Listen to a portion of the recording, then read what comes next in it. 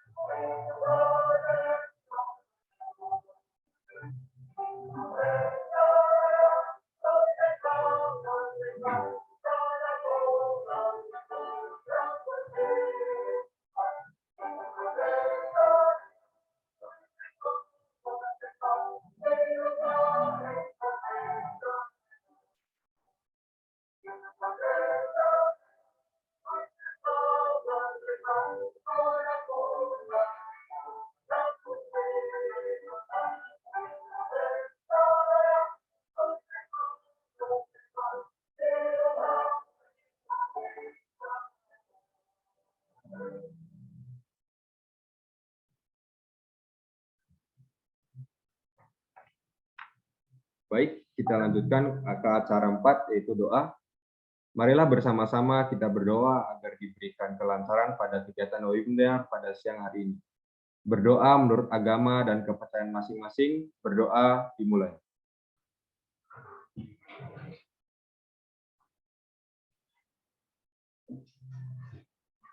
Berdoa selesai. Untuk memasuki acara selanjutnya, saya serahkan kepada Astri Ruli Yolanda yang dalam hal ini selaku moderator. Kepada Yolan, saya persilahkan.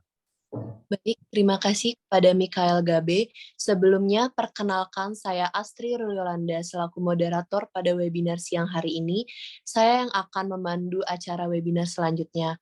Pada webinar kali ini, kita akan membahas dengan tema membaca kembali konsep ekonomi kerakyatan. Bapak Ibu peserta webinar yang saya hormati, sebelum kita memulai sesi pemaparan materi siang ini, mohon izin memperkenalkan narasumber kita, Bapak Dr. Lukmanul Hakim SHMH.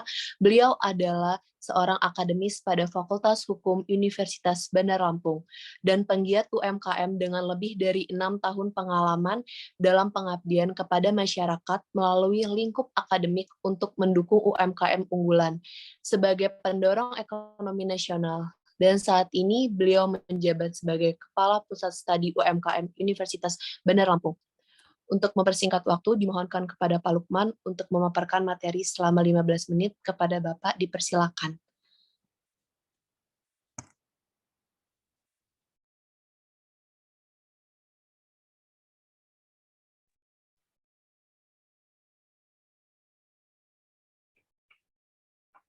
Baik, terima kasih kepada moderator.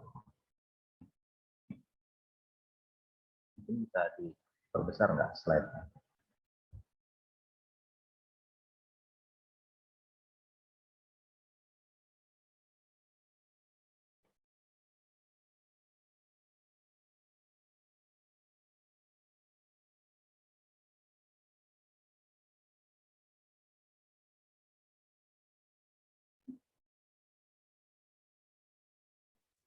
Gabe, klik yang paling bawah itu loh, yang samping tulisan 71%.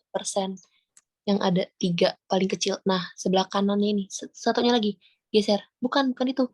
Bukan. Ini. Yang ada 3 simbol-simbol ini. 3 simbol ini. 3 simbol. Sebelahnya. Sebelah kiri. Ini nih, paling bawah. Paling bawah. Nah, itu. Ya, pas banget tadi. Sebelahnya. Gabe. Ya, Itu. diberikan akses mungkin, Mbak. Akses ke apa namanya? Ke pemateri.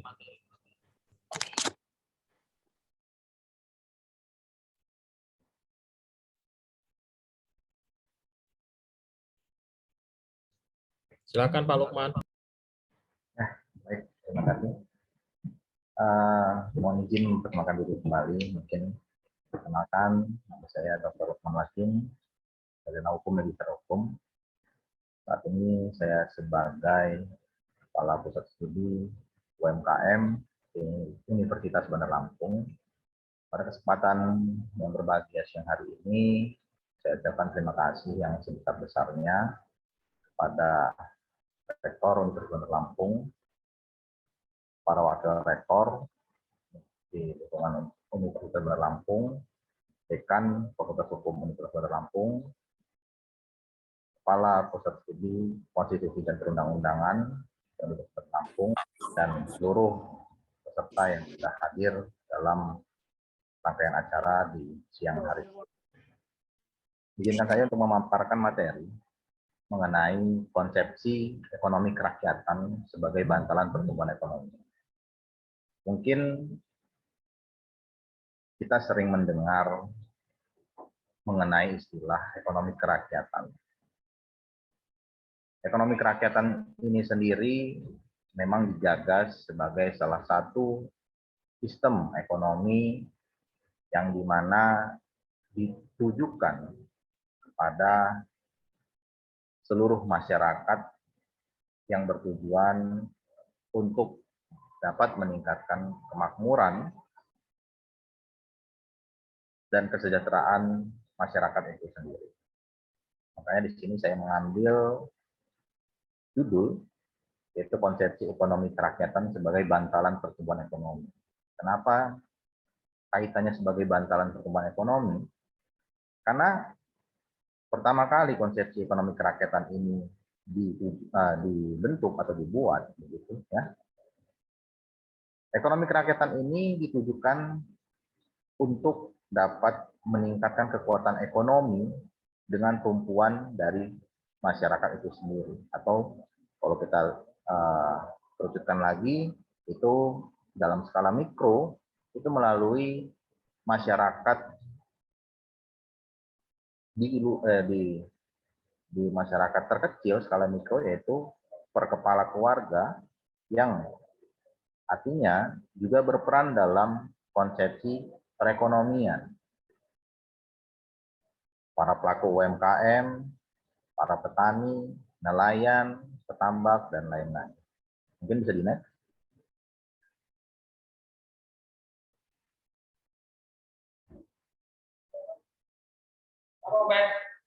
Next slide.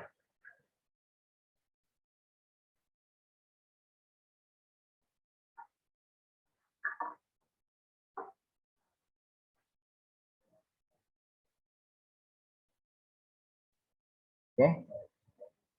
Kekuatan ekonomi suatu negara, kalau kita lihat, sangat dipengaruhi oleh bagaimana peranan dari sistem ekonomi diterapkan dalam negara tersebut. Kalau kita melihat saat ini memang banyak sekali sistem ekonomi yang dapat diterapkan oleh suatu negara. Salah satunya adalah ekonomi kerakyatan. Beberapa hal yang dijadikan sebagai bahan pertimbangan oleh negara-negara lain, khususnya Indonesia, dalam menentukan sistem ekonomi yang dijalankan meliputi beberapa pertimbangan. Di antaranya yang pertama adalah sistem pemilikan sumber daya atau faktor produksinya. Nah, jadi kita juga harus melihat bagaimana sumber daya yang ada, bagaimana faktor-faktor produksi yang mensuplai dalam sistem pemilikan sumber daya tersebut. Lalu yang kedua adalah keluasan masyarakat dalam berkompetisi satu sama lain, serta dalam menerima imbalan atas prestasi kerjanya. Nah, di sini kita dapat melihat salah satu faktor yang kedua adalah keluasan masyarakat dalam berkompetisi satu sama lain guna mendukung peningkatan kesejahteraan di lingkup masyarakat tersebut. Lalu yang terakhir, yang ketiga, adalah kadar peranan dari pemerintah. Dalam hal ini sebagai fasilitator guna mengatur, mengarahkan, dan merencanakan kehidupan bisnis serta perekonomian secara umum. Nah, dari tiga hal inilah artinya suatu negara memiliki pertimbangan guna untuk menentukan sistem ekonomi apa yang dapat diterapkan di negara tersebut. Nah, salah satu sistem ekonomi yang mungkin banyak sekali pembicaraan sampai saat ini yaitu adalah ekonomi kerakyatan. Di mana kalau kita melihat ekonomi kerakyatan ini sendiri bukan lagi hal yang baru di Indonesia juga khususnya. Di mana kalau kita melihat sistem ekonomi kerakyatan adalah sistem ekonomi yang pelaksanaannya berdasarkan pada kepentingan serta kemakmuran rakyat. Ekonomi kerakyatan ini juga merupakan sistem ekonomi yang diharapkan mampu untuk dapat ditegakkan di Indonesia sehingga didapat manfaat untuk bersama bukan hanya bagi salah satu pihak saja. Ini pun terbukti dari beberapa kegiatan nyata yang sampai saat ini masih kita terapkan. Salah satunya adalah pemberdayaan koperasi maupun juga pemberdayaan dari pelaku usaha seperti usaha mikro dan usaha kecil.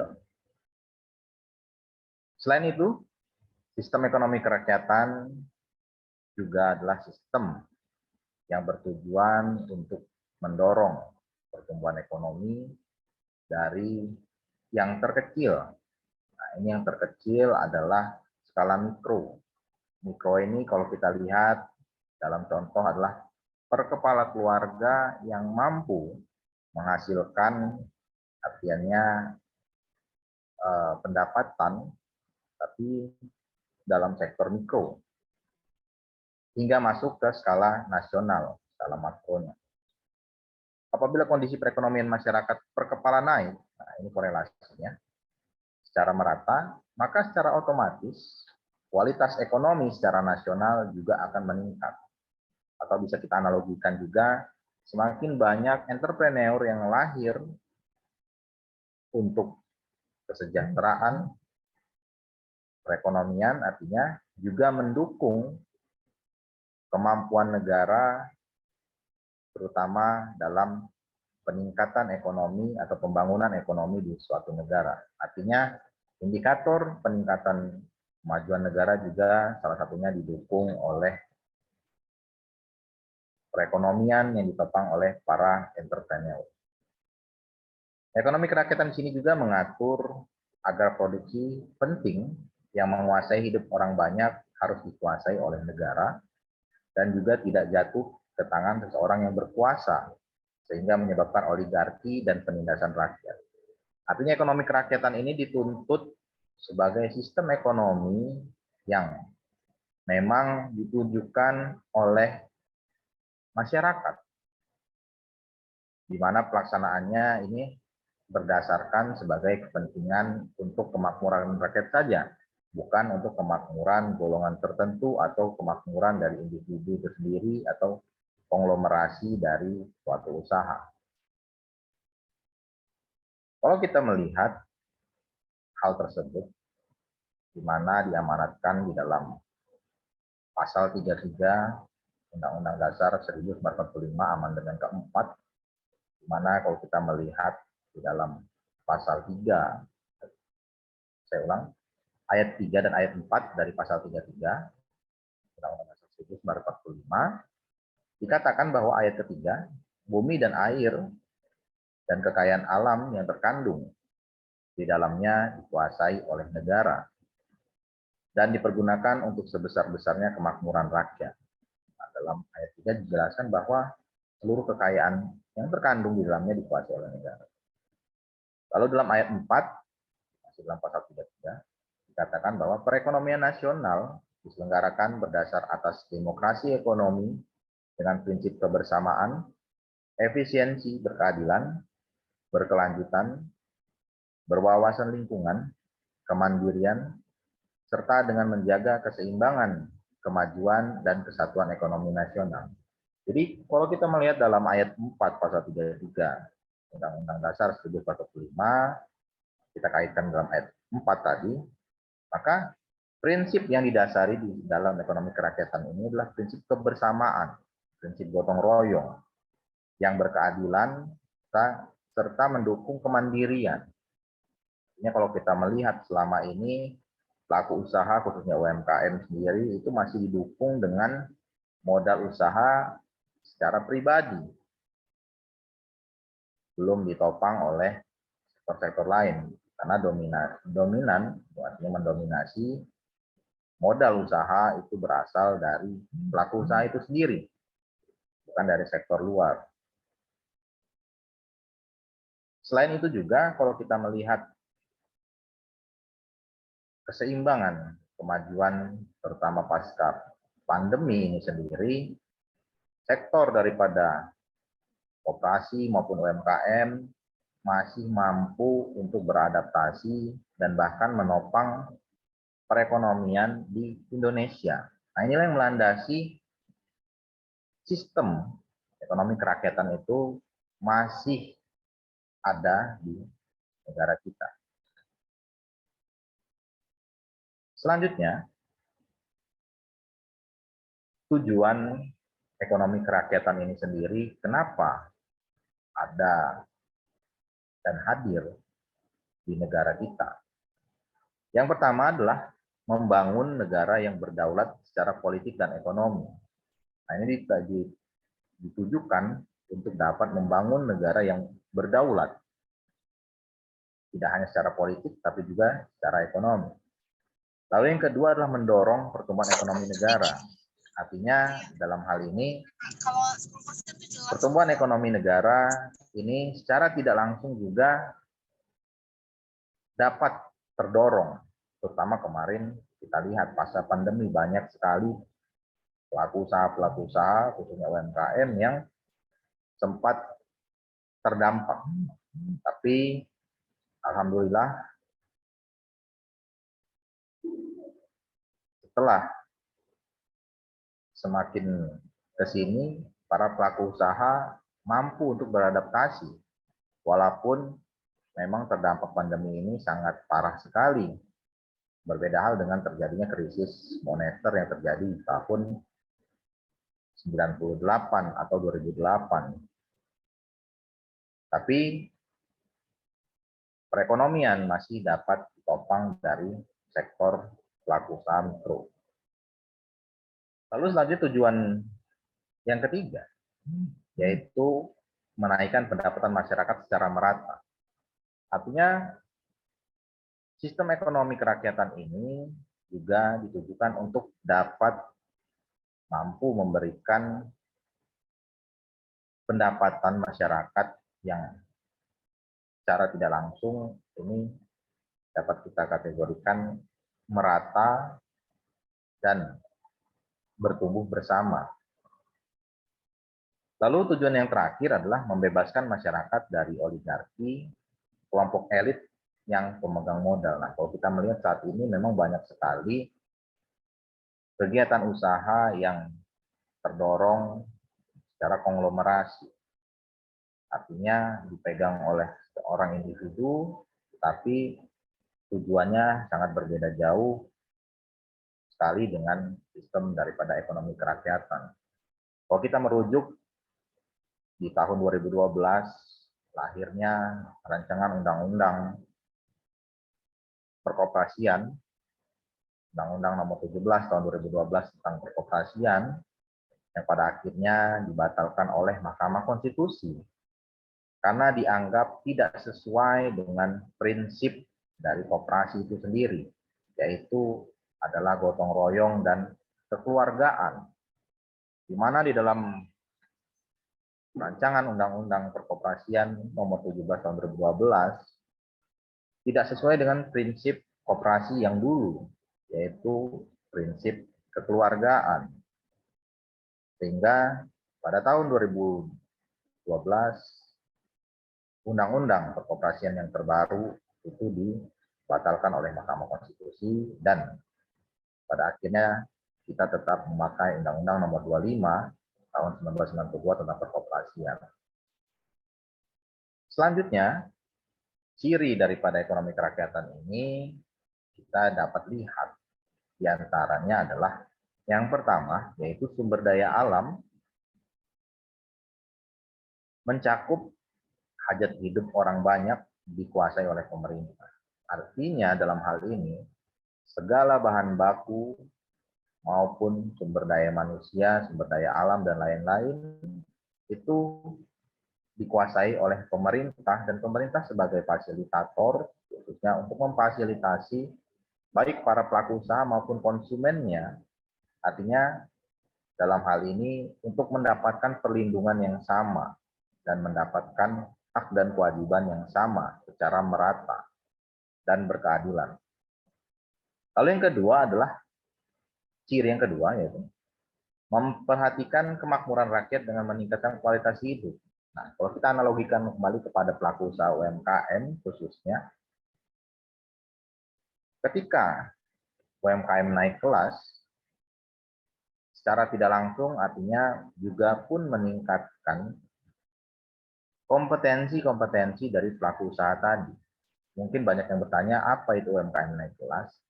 Artinya dapat kita kategorikan di mana yang semula usaha mikro itu dapat meningkatkan kapasitasnya menjadi usaha kecil dapat meningkatkan kapasitasnya ke dalam usaha menengah, dan usaha menengah akhirnya bisa keluar dari skala level UMKM menuju ke usaha yang besar, atau kita katakan korporasi. Artinya kemakmuran rakyat di sini, kalau kita analogikan kepada pelaku usaha, ini bersama-sama untuk meningkatkan kualitas hidup. Makanya kemarin kalau kita melihat pasca munculnya Undang-Undang Cipta Kerja, memberikan kemudahan, perlindungan dan pemberdayaan koperasi dan UMKM melalui peraturan pemerintah nomor 7 tahun 2021 tentang kemudahan, perlindungan dan pemberdayaan koperasi dan UMKM. Tujuannya apa?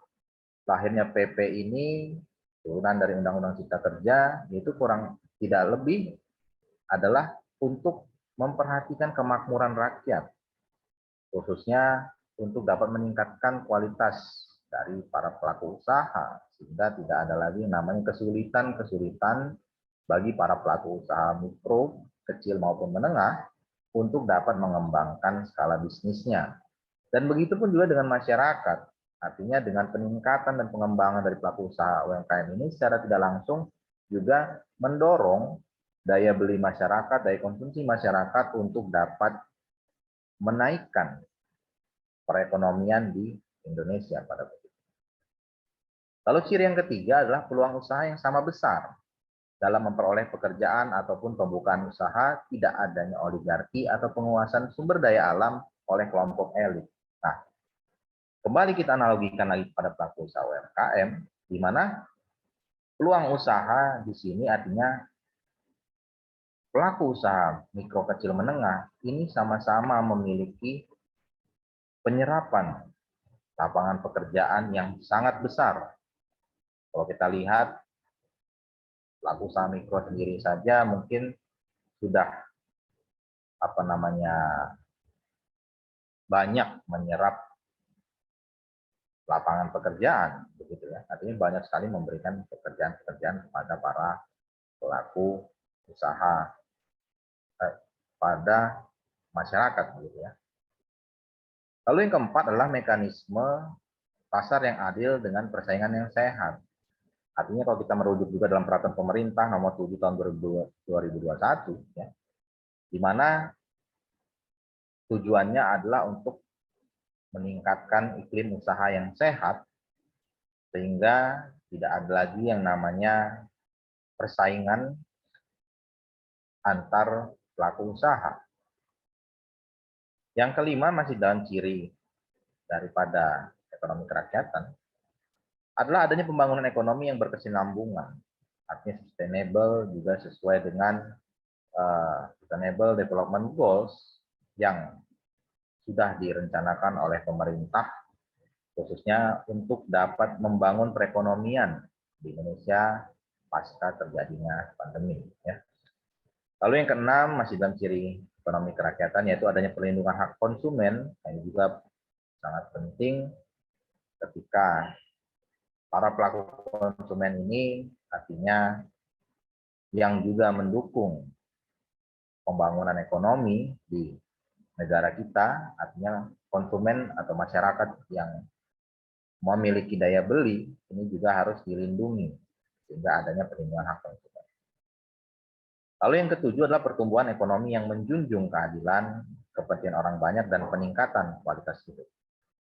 Nah, artinya diharapkan dengan semakin besarnya atau semakin meningkatnya pelaku usaha dan juga pemberdayaan koperasi, diharapkan ini dapat menjunjung keadilan dan juga menjadi peningkatan kualitas hidup bagi para pihak, tidak hanya pelaku usaha, konsumen, dan juga pekerja yang secara tidak langsung tergabung di dalam pelaku usaha tersebut. Lalu selanjutnya, ketika kita melihat sistem ekonomi kerakyatan, di sini pasti memiliki dampak. Apakah itu dampak yang positif ataukah itu dampak yang negatif. Nah, di sini saya mengutip buku Ekonomi Kerakyatan dalam Kancah Globalisasi tahun 2003. Dampak positif ekonomi kerakyatan sendiri, di mana rakyat yang terlindungi dari persaingan tidak seimbang antara pemilik modal yang besar dan juga negara leluasa dalam peningkatan kesejahteraan, mempersempit kesenjangan sosial, dan menciptakan hubungan sinergis antar pemilik modal dengan masyarakat. Artinya di sini dengan adanya ekonomi kerakyatan memiliki dampak yang positif, secara tidak langsung adalah berkeadilan dan juga menciptakan hubungan yang sinergis antara pelaku usaha, konsumen, dan pekerjanya. Sedangkan untuk dampak buruk sendiri, kalau kita lihat, adalah berkurangnya minat dari pemilik modal, kemungkinan korupsi juga meningkat, dan kemungkinan timbulnya kemiskinan akibat kebijakan yang dibuat juga mungkin bisa saja terjadi. Selanjutnya, kalau kita tadi melihat dampak ekonomi kerakyatan secara positif dan negatif, ada juga faktor pendorong. Kenapa harus ada ekonomi kerakyatan? Pendorong ekonomi kerakyatan dapat dilakukan melalui beberapa faktor, yakni diantaranya, yang pertama adalah kurangnya perhatian pemerintah terhadap kemakmuran serta kesejahteraan rakyat. Yang kedua adalah besarnya kesenjangan sosial dalam masyarakat. Yang ketiga, kurangnya partisipasi masyarakat dalam pengambilan kebijakan ekonomi. Yang keempat, krisis ekonomi di negara berkembang. Ini saat ini banyak sekali terjadi di beberapa negara. Salah satunya kalau kita melihat kemarin di pemberitaan adalah negara Sri Lanka yang baru-baru ini menjadi suatu headline utama ya. Sebelumnya terjadi juga di negara Yunani. Kemarin kita mendengar juga ya. Krisis ekonomi di beberapa negara tidak hanya berkembang, tetapi juga di negara-negara maju. Selain itu, faktor pendorong yang lain adalah kebijakan pemerintah yang tidak tepat waktu dan tidak juga tepat sasaran. Artinya, banyak sekali program yang digelontorkan, tetapi mungkin tidak sesuai dengan kebutuhan daripada masyarakat ataupun para pelaku usaha. Sehingga inilah beberapa faktor yang mendorong lahirnya sistem ekonomi kerakyatan. Selain itu,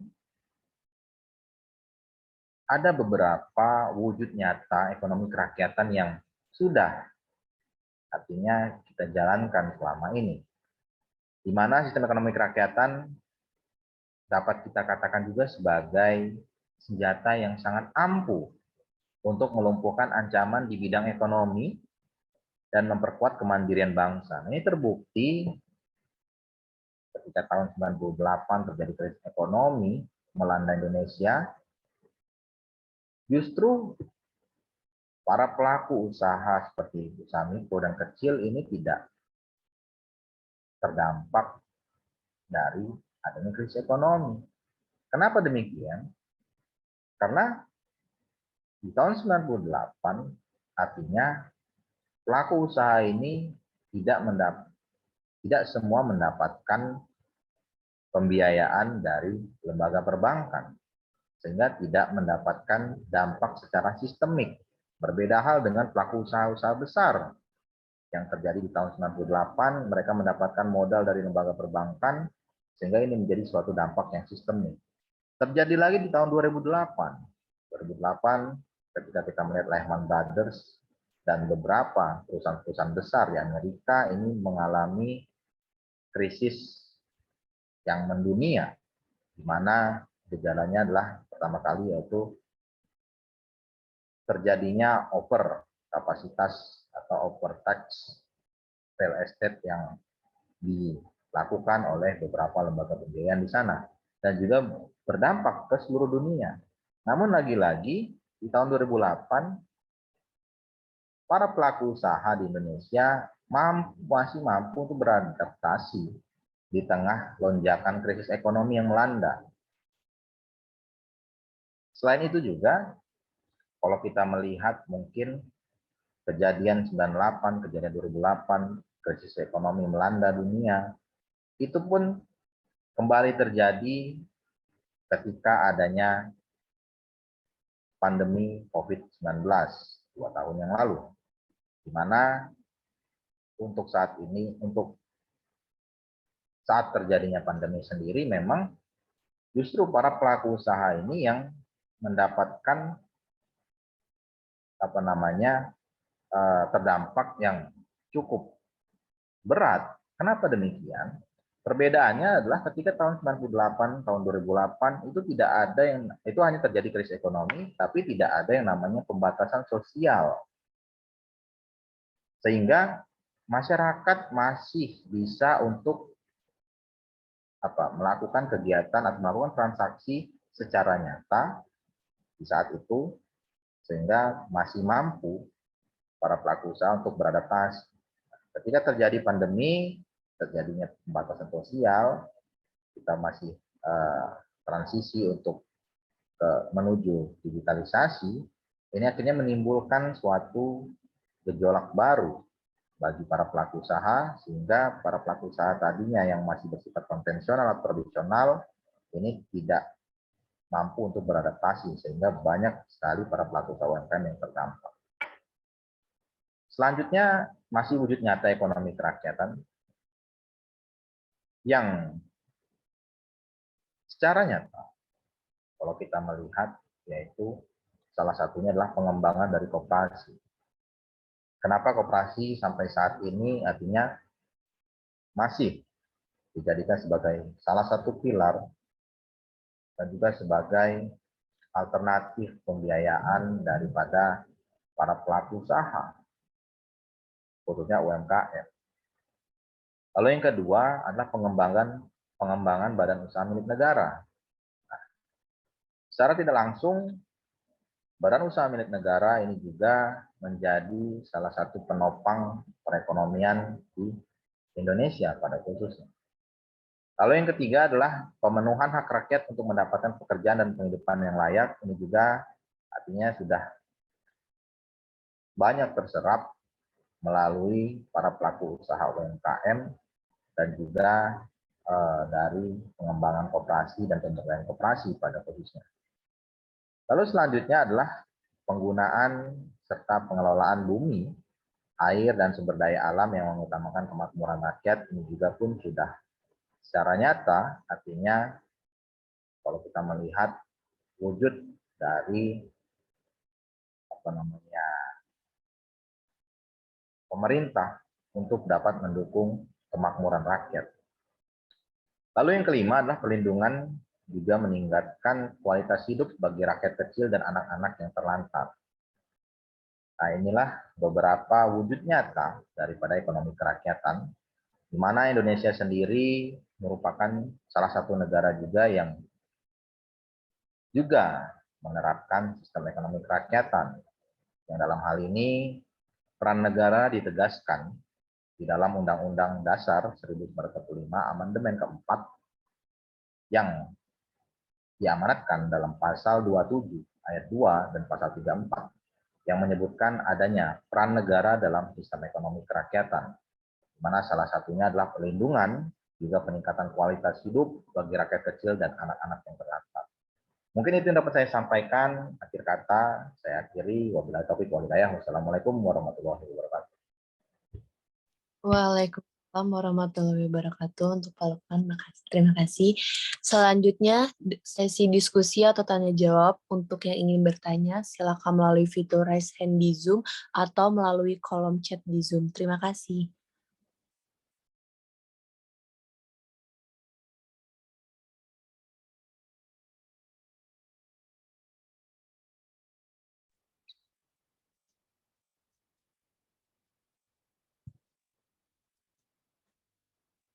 Pak, ini udah ada yang tanya satu orang, langsung dijawab atau tunggu pertanyaan yang lain? Baik, saya langsung menjawab ini pertanyaan yang sangat spesial sekali dari Bapak Andi Hidayatullah. Jadi pertanyaannya adalah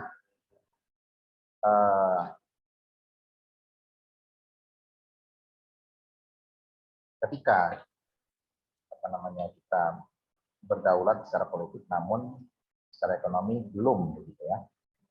Terbukti bahwa hutang negara dari tahun ke tahun naik dan otomatis tergadai, di mana apakah ekonomi kerakyatan itu masih bisa bertahan di tengah gempuran negara-negara atau oligarki pemilik modal, lalu perihal kelas-kelas tertentu yang menguasai ekonomi Indonesia, bagaimana menurut Bapak? Jadi kalau kita melihat saat ini mungkin hutang, ya, kita bicara mengenai hutang, di mana kalau kita melihat hutang negara yang dari tahun ke tahun naik, itu juga menjadi suatu pertumbuhan bagi ekonomi secara tidak langsung. Kenapa demikian? Karena sifat hutang ini kan ada dua. Yang pertama adalah hutang yang sifatnya adalah positif dan ada hutang yang sifatnya secara negatif. Kalau kita melihat hutang yang digelontorkan saat ini itu termasuk ke dalam hutang-hutang yang sifatnya positif. Kenapa demikian? Karena ditujukan secara tidak langsung untuk produksi dalam negeri dan juga beberapa pembangunan-pembangunan yang sifatnya strategis. Kita lihat beberapa pembangunan proyek strategis negara, salah satunya di Lampung sendiri itu ada Bakauheni Harbor City, yang memang kalau kita melihat di sini dikhususkan juga untuk ekonomi kerakyatan. Kenapa demikian? Karena secara tidak langsung ini juga dikaitkan kepada masyarakat yang nantinya masyarakat pun akan terlibat untuk dapat mengelola daerah tersebut. Adapun dana juga berasal dari beberapa BUMN yang tadi kita sudah bahas ya, di antaranya pengembangan BUMN itu salah satu wujud nyata di mana para BUMN yang ada ini membantu untuk meningkatkan pembangunan ekonomi secara tidak langsung dengan adanya pembangunan proyek strategis nasional. Ini yang mungkin dapat kita lihat secara nyata di mana hutang yang ada di sini itu masih saya katakan bersifat membangun. Artinya dalam hal ini walaupun artinya kita katakan kondisi ekonomi di Indonesia sendiri ada beberapa hutang luar negeri yang melanda, tapi kalau kita korelasikan juga ada beberapa pembangunan yang artinya mendukung kemajuan daripada negara kita sendiri dan juga beberapa wilayah tertinggal di Indonesia. Mungkin itu. Ada lagi yang lain? Untuk para peserta yang lain, apakah ada yang ingin bertanya?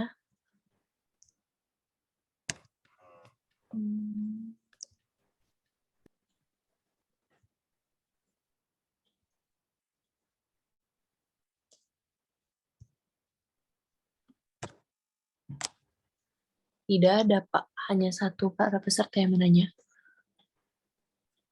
Oke. Kita tunggu. Mau kita tunggu. Ya. Barangkali mungkin ada yang ingin bertanya. Kalau memang sudah tidak ada lagi, mungkin bisa kita cukupkan. Ya. Pak Rifandi menanyakan, Pak, bisa nggak kalau kegiatan diganti? Maaf.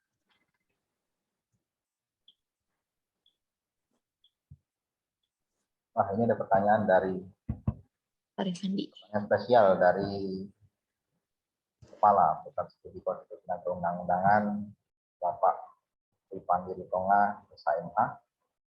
Oke, langsung saya jawab tadi ya, dari moderator. Bisa nggak kalau ekonomi kerakyatan diganti? Jawabannya bisa saja. Kenapa bisa? Tadi sudah saya sampaikan beberapa hal yang dapat dijadikan sebagai bahan pertimbangan suatu negara dalam menentukan sistem ekonomi yang dijalankan. Itu ada 3. Jadi secara tidak langsung artinya walaupun sistem ekonomi diganti atau mungkin mau memakai sistem ekonomi lain atau mungkin mau memakai sistem ekonomi dengan secara campuran, itu pun boleh saja dan sah-sah saja. Artinya tergantung dengan kondisi di negara tersebut dan juga tujuan nasionalnya itu apa. Mungkin itu yang dapat saya sampaikan.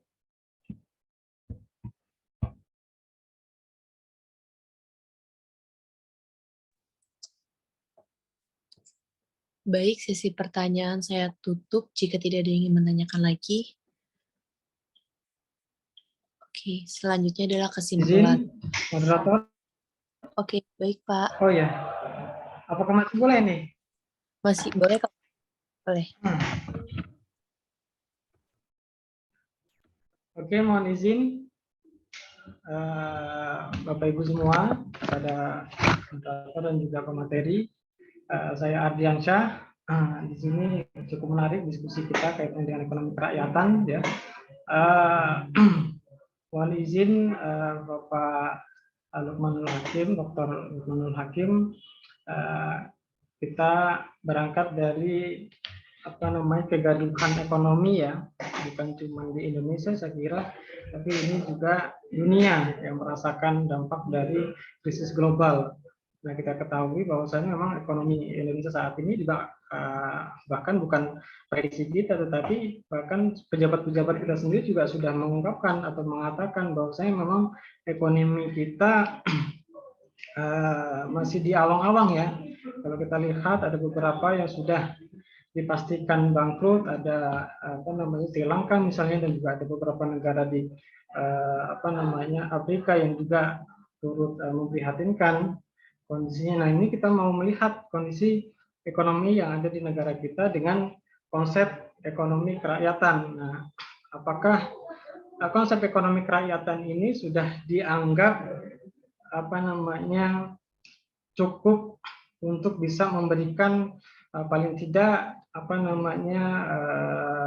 prediksi yang baik lah untuk bagaimana Indonesia agar tidak seperti negara-negara yang kita lihat saat ini sudah bangkrut ya, atau mengalami kegagalan dalam segi ekonomi negaranya. Nah, ini tentunya kita juga harus bisa lihat konsep dari ekonomi kerakyatan ini apakah bisa membantu ya, utamanya untuk pelaku UMKM seperti kita mungkin baru ini dari masa pemulihan pasca pandemi ya, dan ini juga harus diterpa lagi dengan adanya perang Rusia dan juga Ukraina yang tentunya mengakibatkan ada krisis energi dan lain sebagainya. Nah, ini juga tentunya kita pasti mau tidak mau akan terdampak. Nah, ini apakah ekonomi kerakyatan ini sudah bisa memberikan stabilitas atau paling tidak apa peran dari ekonomi kerakyatan ini dari aspek hukum atau lain sebagainya supaya negara kita dalam segi ekonomi tetap bisa stabil. Mungkin itu, moderator. Terima kasih Bapak Ibu semua.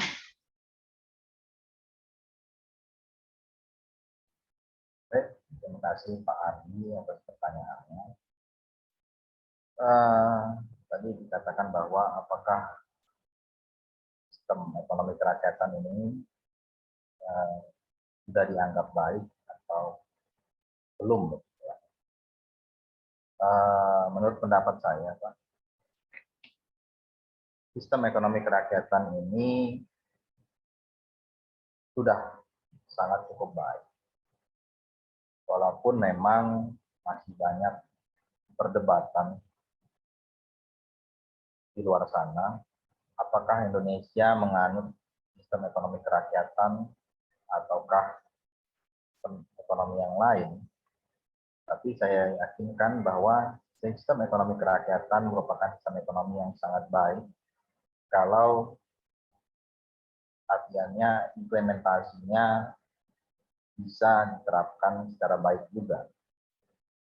Kenapa demikian? Karena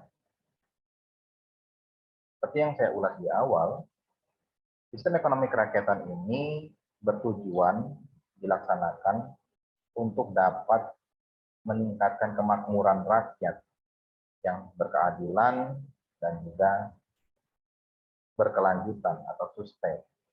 Nah, artinya, kalau kita dapat melaksanakan atau implementasi di lapangan sesuai dengan prinsip tersebut, yang juga diamanatkan di dalam Undang-Undang Dasar 1945, maka juga secara tidak langsung ini dapat memberikan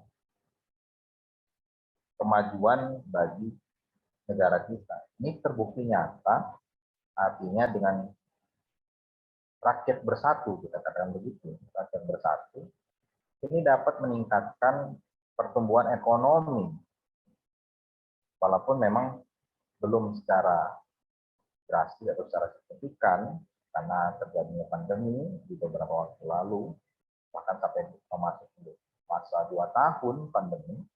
Tetapi dengan sistem kebersamaan seperti ini, maka secara tidak langsung ekonomi yang ada di ruang lingkup mikro, karena tadi prinsipnya adalah kebersamaan, maka secara tidak langsung juga memberikan dampak yang cukup baik. Nah, inilah yang saya maksudkan tadi, ketika sistem ekonomi kerakyatan ini artinya diimplementasikan atau dilaksanakan dengan baik dan dengan benar, maka secara tidak langsung akan memberikan pertumbuhan ekonomi yang sangat nyata. Nah, ini terbukti dari sampai saat ini kita masih memberdayakan pelaku usaha UMKM, kita masih mengembangkan koperasi, kita masih mengembangkan BUMN. Nah, inilah beberapa bukti nyata bahwa ketika sistem ekonomi kerakyatan ini dapat dilaksanakan dengan baik, maka secara tidak langsung juga kemakmuran rakyat itu akan meningkat seiring berjalannya pertumbuhan ekonomi pasca pandemi. Mungkin itu yang dapat saya sampaikan. Baik, Pak. Terima kasih. Sesi diskusi atau tanya jawab saya tutup. Selanjutnya adalah kesimpulan. Dapat disimpulkan, ekonomi kerakyatan adalah sistem ekonomi yang pelaksanaannya berdasarkan pada kepentingan serta kemakmuran rakyat. Ekonomi kerakyatan merupakan sistem ekonomi yang diharapkan dapat ditegakkan di Indonesia sehingga didapat manfaat untuk bersama bukan hanya bagi salah satu pihak saja. Indonesia sendiri merupakan satu negara yang juga menerapkan sistem ekonomi kerakyatan. Terima kasih kepada Pak Lukman yang telah memaparkan materi pada webinar siang hari ini, dan saya ucapkan terima kasih kepada para peserta yang sudah mengikuti kegiatan hari ini sampai selesai. Saya selaku moderator undur diri, dan untuk acara selanjutnya saya serahkan kepada Mikael Gabe. Terima kasih.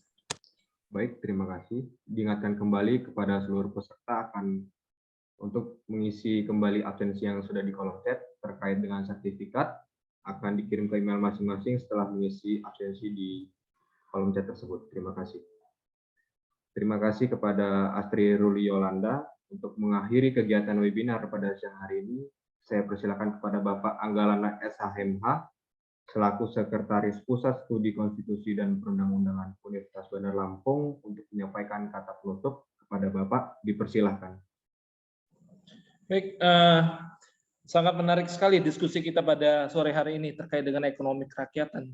Tadi Bapak Dr. Lukmanul Hakim sudah menyampaikan gagasannya terkait dengan konsep ekonomi kerakyatan, ya, karena memang pasca pandemi COVID memang banyak negara yang memang gagap perekonomiannya, dan tidak dipungkiri juga ada beberapa negara yang mengalami kebangkrutan pasca pandemi COVID. Dan kita dengan konsep ekonomi kerakyatan yang memang menjadi amanah dari konstitusi, ini menjadi salah satu tulang punggung perekonomian nasional kita.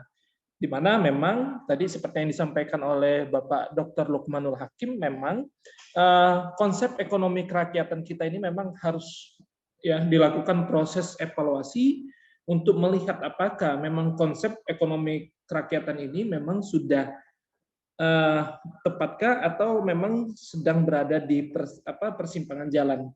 Dan memang tadi tidak tidak haram hukumnya kalau memang ekonomi kerakyatan ini harus dilakukan proses evaluasi, bahkan kalau memang mengharuskan berubah menjadi konsep ekonomi yang lainnya. Atau bisa dikatakan tadi oleh Pak Dr. Lukmanul Hakim bisa juga menggunakan konsep ekonomi semi kerakyatan dan semi korporasi. Karena memang mengingat kebutuhan perekonomian suatu negara itu harus tergantung kepada sistem perekonomian yang dianut. Karena semakin baik ya sistem perekonomiannya, maka semakin baik juga tingkat kesejahteraan masyarakatnya. Semakin buruk sistem perekonomian dalam suatu bangsa, maka semakin buruk juga tingkat kesejahteraan bangsa tersebut. Nah, inilah yang menjadi penyemangat kita untuk terus melihat apakah ya konsep perekonomian kita ini sudah sejalan dengan konsep ekonomi kerakyatan yang digagas oleh founding father kita. Karena memang semakin lama ya perekonomian kita ini semakin bernuansa oligarki dan kapitalis. Oleh karena itu memang sudah saatnya bahwa rakyatlah yang menjadi ya patron utama, menjadi tujuan utama dari perekonomian bangsa Indonesia. Saya selaku Sekretaris Pusat Studi Konstitusi dan Perundang-undangan mengucapkan ribuan terima kasih kepada Bapak Dr. Lukmanul Hakim dan rekan-rekan peserta dari webinar series 3 yang sudah berkesempatan hadir dan meluangkan waktu untuk berdiskusi bersama terkait dengan konsep ekonomi kerakyatan. Atas nama Pusat Studi Konstitusi dan Perundang-undangan Universitas Bandar Lampung, webinar series 3 ini saya nyatakan ditutup dan saya kembalikan kembali kepada pembawa acara. Assalamualaikum warahmatullahi wabarakatuh. Terima kasih kepada Bapak Anggalana. Sebelum seminar ini ditutup, dimohon untuk para peserta untuk on cam karena kita akan mengadakan foto bersama.